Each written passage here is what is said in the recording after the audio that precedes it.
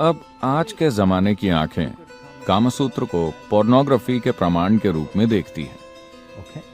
नहीं, ये वो नहीं है। वो उसके बारे में वैसे ही बात कर रहे हैं जैसे उन्होंने किसी दूसरी चीज के बारे में बात की होती।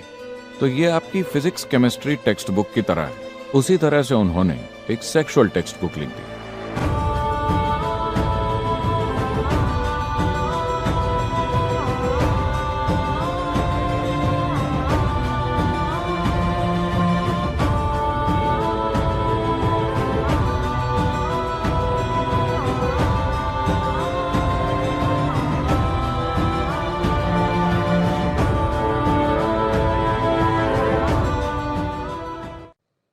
देखिए, हमारे पास एक शरीर है। हम इसे खुद से अलग नहीं कर सकते, ये मौजूद है। अच्छा ये होगा कि हम इसकी सच्चाई समझें। पर अभी दुनिया में समस्या ये है कि दुनिया के कुछ धार्मिक संस्थानों ने यह रवैया अपनाया है कि इंसान का शरीर ही गलत है। इस वजह से संस्कृतियों ने इसे छिपाना शुरू कर दिया। वैसे इस संस्कृति ने इसे कभी नहीं छिपाया, पर अंग्रेजों के आने के बाद हम अंग्रेजों से ज्यादा दकियानूसी हो गए।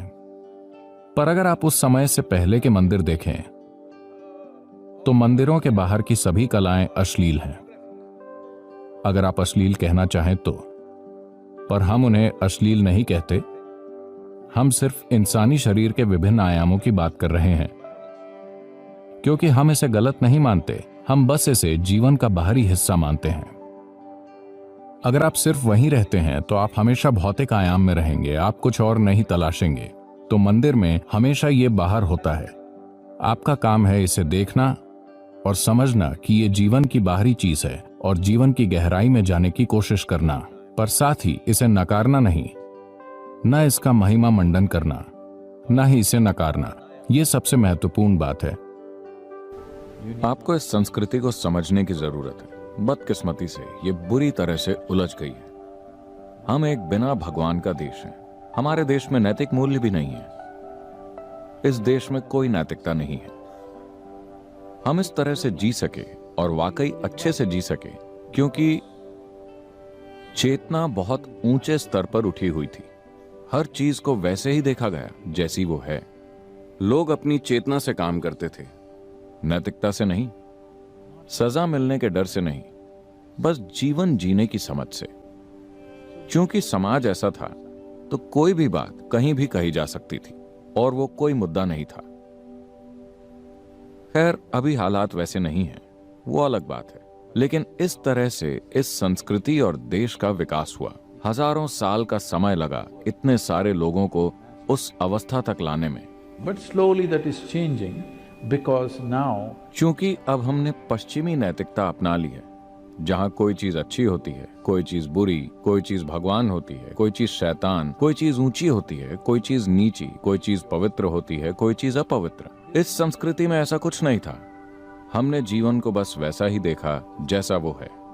अपने जीवन में क्या और कितना करना है, ये एक व्यक्तिगत चुनाव है। क्योंकि हमने इंसान के मन की प्रकृति को अच्छी तरह समझ लिया था। इस मन से अगर आप कहते हैं कि कोई चीज बुरी है, उसके बारे में मत सोचो, तो वो फुल टाइम जॉब बन जाएगा। आपके दोस्तों के मन में, किसी भी मन के लिए अगर आप कहते हैं कि इसके बारे में मत सोचो, तो वो केवल वही चीज सोचेंगे। जिन लोगों ने इंसान के मन की प्रकृति को नहीं समझा, वो जीवन में नैतिकता को ले आए। जिन लोगों ने मन को समझ लिया जैसा वो है, इस संस्कृति में हमने ये कभी नहीं कहा कि कोई चीज बुरी या अच्छी है। हमने बस कहा कि ये ऐसी है। आप अपने जीवन में क्या कितना करते हैं, वो एक व्यक्तिगत चुनाव है। ये आदमी कितना खाता है और वो आदमी कितना खाता है, ये एक व्यक्तिगत चुनाव है।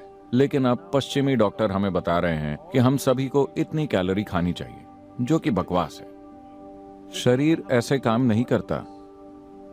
अगर आप खाते हैं, मान लेते हैं कि आप 1 किलोग्राम खाना खाते हैं, उसी तरह का खाना, एक जैसे पोषण वाला।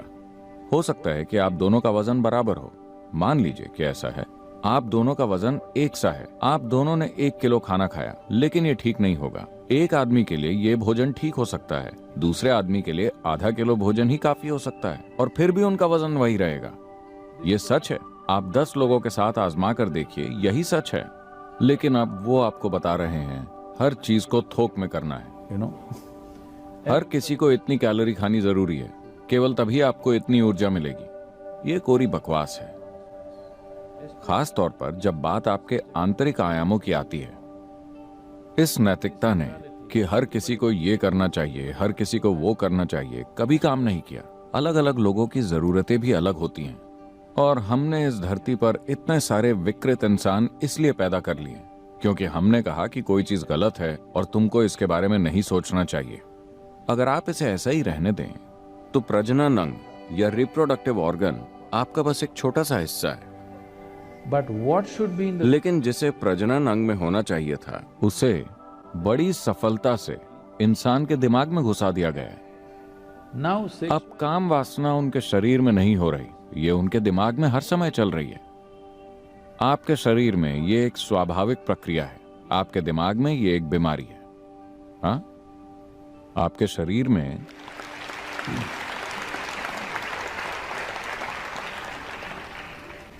ये बस एक सहज प्रक्रिया है। हम सभी इसी से पैदा हुए हैं। इसमें कुछ भी सही नहीं है, गलत नहीं है। ये हमारे जीवन का बस एक छोटा सा पहलू है। अगर हम इस पर रोक लगाते हैं तो ये हमारे दिमाग में चढ़ जाएगा, और अब ऐसा लगता है कि पूरा जीवन इसी के बारे में है। today I would say अगर मैं बड़ा चढ़ाकर कह रहा हूं तो बताइएगा। मैं कहूंगा कि आज इंसानों की 95% ऊर्जा खर्च हो रही है या तो सेक्स पर या पैसे पर, है ना? ये आपके जीवन के दो छोटे से पहलू हैं। एक आपके जीवन संरक्षण के बारे में है और दूसरा आपके शरीर का एक पहलू है। यह इतना बड़ा इसीलिए बन गया है क्योंकि किसी ने आपको बताया कि ये दो चीजें गलत हैं। हमने इसे कभी उस तरह से नहीं देखा तो किसी ने इस पर एक किताब लिख दी। कितने अलग अलग तरीके से ये हो सकता है। लोगों के कितने अलग अलग तरह के शरीर होते हैं, and और दो अलग लोगों के शरीरों के बीच का तालमेल। किसी ने ये सब बिल्कुल स्पष्ट लिखा क्योंकि उन्होंने कभी नहीं सोचा, मेरा मतलब है कि उनका नजरिया ऐसा नहीं था। उन्होंने नहीं सोचा कि ये पोर्नोग्राफी है, समझे आप? वो जीवन का वर्णन वैसे ही कर रहे हैं जैसा वो है। अब आज के जमाने की आंखें कामसूत्र को पोर्नोग्राफी के प्रमाण के रूप में देखती हैं। okay नहीं, ये वो नहीं है। वो उसके बारे में वैसे ही बात कर रहे हैं जैसे उन्होंने किसी दूसरी चीज के बारे में बात की होती, क्योंकि ये बस एक और चीज है। उन्होंने ये नहीं सोचा कि यही सब कुछ है। उन्होंने इसे बस एक और चीज की तरह देखा तो उन्होंने उस तरह से लिख दिया। तो ये आपकी फिजिक्स केमिस्ट्री टेक्स्ट बुक की तरह है। उसी तरह से उन्होंने एक सेक्सुअल टेक्स्ट बुक लिख दी। उन्होंने इसे कोई बड़ी चीज नहीं माना, लेकिन अब आज की दुनिया में लोग इसे इस तरह से देख रहे हैं जैसे ये उनकी सारी विकृत कामुकता का एक तरह का समर्थन हो।